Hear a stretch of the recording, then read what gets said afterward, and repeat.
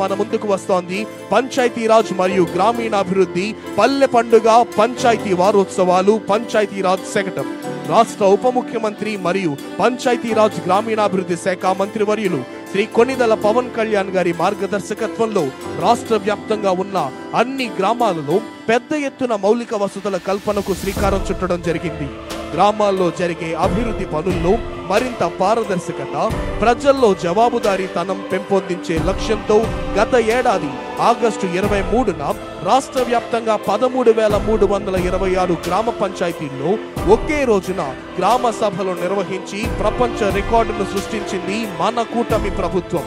ఈ గ్రామ సభలలో గుర్తించిన దాదాపు 4,500 కోట్ల విలువైన 30,000 పనులకు అంకురార్పణ చేసేందుకు గత ఏడాది అక్టోబర్ 14 నుండి 20 వరకు అన్ని గ్రామ పంచాయతీల్లో పల్లె పండుగ, పల్లె వారోత్సవాలు, పంచాయతీ వారోత్సవాలను నిర్వహించి పెద్ద ఎత్తున భూమి పూజ కార్యక్రమాలు నిర్వహించింది రాష్ట్ర ప్రభుత్వం.